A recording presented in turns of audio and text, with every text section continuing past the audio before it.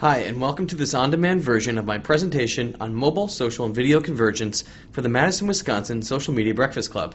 This is Jay Wilder. I'm the Director of Product Marketing for MyBrainShark, which is BrainShark's product line for individuals and small businesses. To see the Twitter thread from today's talk, you can search on hashtag SMB-MAD. Keep in mind that this presentation was delivered on the 18th of May, so that if you're watching this at a later date, you may not find it anymore. Before we get started, a little bit about what we do here at BrainShark. At a basic level, BrainShark enables you to upload content such as PowerPoints, documents, photos, or existing video clips, and using our patented technology, add audio by phone, microphone, or MP3 upload to instantly transform your content into voice-enriched video presentations. These presentations can then be shared as links in emails or embedded in web pages, or even put on products as QR codes. They can be accessed by your audiences anytime, on demand, from desktop or mobile devices. And then you can track your audience's viewing behavior, such as who's viewed, what they viewed, when they viewed, or even where they viewed. This enables you to measure the effectiveness of your communications and then follow up accordingly. BrainShark is used by thousands of companies across industries and by hundreds of thousands of users, and the customers range from individuals and small businesses to some of the largest companies in the world, including a third of the Fortune 100. I manage MyBrainShark for individuals. I encourage you to sign up for a free account. It can be a key tool for you in creating more video on a daily basis. I also encourage you to check out and download the mobile app for iPhone and iPad for the best BrainShark mobile viewing experience for those devices. If you have an Android, stay tuned because that app is coming out next. But rest assured that even without an app, BrainShark presentations will play seamlessly for your audiences across all the major platforms. Okay, so let's get started. Video growth is on the march coming into 2011. Nielsen reported a 45% spike in the last quarter of 2010 alone. And the average American is now watching 3.5 hours of video online per week.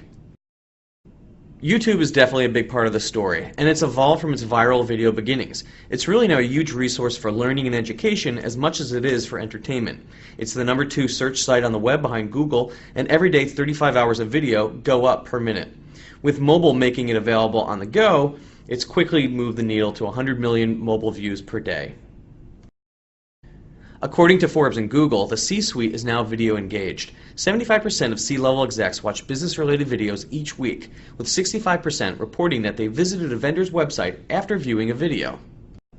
In our subset of the video universe, we're seeing explosive growth of business user-generated content, averaging 1 million views per month for marketing, sales, training, and HR purposes, and seeing 250 years of content being viewed from our platform last year alone, usually authored by the subject matter experts themselves.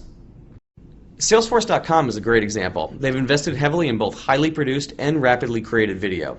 They calculated that 7,500 views a day had the same effect on their business as 46 hyper-efficient sales reps. Core to the video value proposition is the fact that audiences generally retain only 10% of what they hear and 20% of what they see, but when you combine voice and visuals, retention soars to 65%. So that retention is a big reason why businesses are focusing on video. It's also because companies are realizing that every video doesn't need to be a huge project or expense. Mobile video is following suit. It's up 40% year over year according to Nielsen, and smartphone growth is accelerating that, which is expanding 50% this year. In terms of data plans, the carriers are reporting that data traffic is doubling every month. To put it into perspective, there's almost as many smartphone users now as there are Facebook users, so that's a lot. And I believe social media and mobile are helping each other grow at such a rapid pace. Social media makes smartphones attractive, and mobile grants constant access to social media. So here's where we are right now. 1 in 3 Americans with a mobile phone are using a smartphone. And that's what's about to leap ahead by 50% or more this year. Tablets are going at their own impressive rates, and they seem to be an additional device that we're carrying along with our smartphone. Deutsche Bank is predicting that 40 million tablets will be sold this year, with the majority of them being iPads. And that's bad news for PCs and laptops. Gartner downgraded growth expectations for them in Q1 by 50% for 2011. What's unique about tablets is how easily they consume content. Video in particular is perfectly suited for this device, and users are reportedly consuming 3 times more video content than their counterparts on a desktop or laptop. So we have lots of devices to stay connected, and people are expecting videos to work the same way no matter which device they're on. IT isn't mandating phone types anymore, so the amount of devices, operating systems, and format preferences is proliferating. This can present us with a big challenge. More on that challenge to come. Let's look at bandwidth. Bandwidth is a big area of growth in mobile as well, with 4G coming online this year. Sprint and Verizon have it, and AT&T is coming on with it now. Essentially, it opens bandwidth for media like video by 10 to 20x. Here's a slide showing where the mobile industry's been and where it's heading. Under 2011, the first 3 points jump out at me. More capacity, 4G speeds, and a continuing multiplication of devices. Where's internet traffic going? It's going mobile. Morgan Stanley predicts that by 2014, more users will access the internet from their mobile device than their laptop or desktop. Meanwhile, social media is leading the way in how we spend our time online. Domains, blogs, websites, they all experienced modest growth last year, while Twitter users grew by 153% and Facebook grew by 71%, at a time when the online population only grew by 13.8%. And businesses are now listening. Social media investment is now pulling from budget items such as print and trade shows. Social media is really about establishing trust, enabling sharing, and providing a means to interact on the web. And increasingly, video is becoming the language of social media. According to TubeMogul and Brightcove, Facebook is showing 48% growth month over month of video referrals, followed by Twitter at 38% growth. And mobile users are more active than non-mobile users on social media. Facebook reports that 40% of their users use a mobile device to access their service. This 40% is twice as active as their non-mobile users, and the same holds true for Twitter. We worked with an organization called Schools Unite Network Program. They help get out important education information out to parents, and we helped them see a 134% increase in viewership in their first week by going with a show and tell approach for their message, making it mobile friendly, and making it shareable through social networks. So audiences increasingly want to be engaged with video. They want access to it on their screen, platform, or browser of their choice, and they want to interact with the video and its author, and they want to be able to share it. Video is a huge opportunity to give your audiences content that maintains your message no matter where it goes. So consider how you can embrace video on a more daily basis.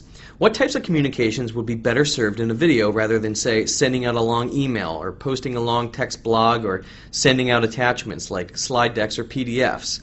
We'll look at some examples that will give you some ideas for use cases. Consider how some videos should be private and for specific audiences, whereas others should be made available across multiple channels including social media to help spread your message, to increase your ability to inform, motivate, and sell people on your ideas, goals, products, or services. And think about all the different channels that you want to put video out through. You've got social media, you've got your blog, you've got search results, websites, email campaigns, mobile campaigns. Throughout all of these, your branding should be consistent, but the way that you present yourself and your calls to action and your goals should adjust slightly depending on the channel. And consider that the audiences that you're trying to reach will increasingly be interacting with you and your videos through a mobile device. So you got to make sure that there's a consistency of experience through all the different device platforms. And consider what you want to measure from your videos. If it's a training video, you may want to do things to certify people and test them and have minimum requirements for viewership. But if you're in marketing and sales, you may want to see which content is resonating with which audiences at which times, which aspects of your individual videos are resonating more than others, and you may want to be able to report on specific individuals watching your videos and have the ability to receive real-time alerts when those individuals watch. So now we're going to look at some different types of videos, keeping in mind our audience types that may be viewing them, different types of videos, where they may be placed, and probably most importantly, what's the goal of each video and how does it align to my strategy for the channel, whether it be social media or my website or email campaigns, what have you. Let's start with your website. For a brand like ours, Brainshark, where we get a lot of questions as to what is Brainshark, what does it do, how is it different from other things I know, it's appropriate for us to start with an overview about us, what we offer, how we're different.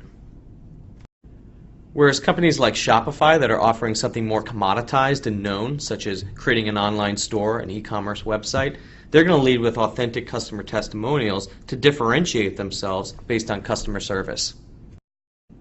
And brands are increasingly using bite-sized nuggets of thought leadership in video form on their websites, replacing traditional formats like white papers. I like this example here because they offer you a preview video, kind of like a trailer, that I can watch before going ahead and filling in my information. Video can be used to literally help sell products, and that's why 68% of the top 50 online retailers are launching video programs right now. Zappos has documented a 10% increase in sales of their shoes by simply including a video explanation of each pair. Plus, you get to meet their quirky employees and have a great sense of their openness and customer service. So think about how you can learn from a retailer like this in selling your products and services. And Zappos has gone even further. They're inviting their happy customers to post their testimonials to YouTube and then hand-selecting the best ones for the Zappos site. So your blog is your business casual side of your website that you're going to keep up to date with more frequent content. So think about some of these options for video on your blog. It's definitely a great place to experiment, and it can be a much more dynamic and varied experience for your readers.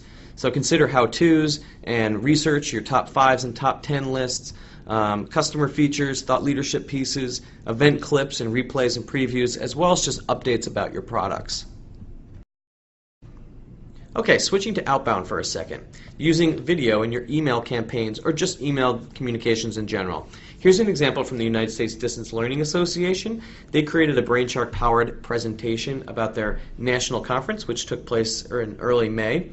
And recipients could go ahead and click on the image, which would fire up a BrainShark presentation, and basically guide you through everything you need to know about the event and how to register. And you can click on all these links, learn more, or just go ahead and register right there. So I encourage you to think about how you can use video in this show and tell approach for some of the subject that you are sending out in your email campaigns today.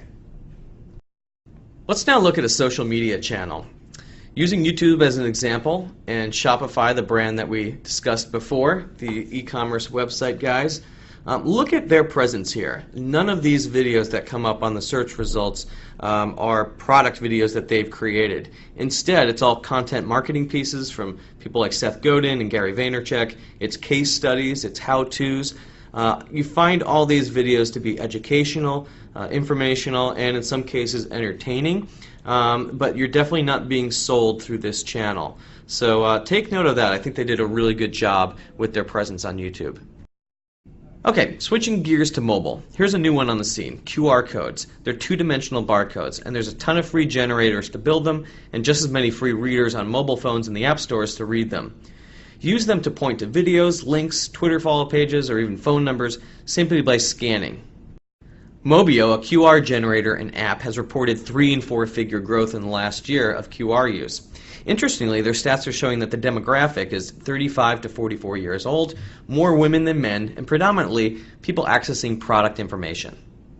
Here's a small selection of places they can go. Just keep in mind where you intend to bring people, since a mobile device screen is small, and since where you bring them should have some contextual relationship with where they came from. Again, making rapidly created video a strong option. The first piece that you see here is a piece of collateral that I created last week for an event that we attended. So how do I generate a QR code? One, you can Google about it. I recommend the service called Kaywa, K-A-Y-W-A. They seem to work really consistently for me. But also Google and Bitly now introduce QR code generation from their link shortener services. All you have to do is take your shortened link and add .qr to it, and the QR code will generate. Just keep in mind that free services like this are great for basic generation, but you do miss out on the QR code management and analytics side of things from the paid QR platforms. In my BrainShark and BrainShark, we now auto-generate a QR code for every video presentation you create, and they're auto-tagged in your reporting so you can differentiate QR code views from, let's say, your email views or your social media views or website embed views, etc. I also invite you to check out our blog. I did a recent post this week on resources about QR codes, a lot of news stories in the press, as well as this LinkedIn group at the top. It's called the 2D Code for Global Media Group, and that seems to be a really good active resource for keeping up on this subject. The platforms out there offer more types of actions that you can trigger from a QR code read. They help you manage your codes over their lifetime. They provide analytics and reporting online and alerts. And they allow you to create QR codes en masse for big, earnest program rollouts and management. Okay, finishing up on mobile, SMS keywords and campaigns. Two other ways to fill the mobile screen with an intuitive video experience. Go ahead and text the word shark to 313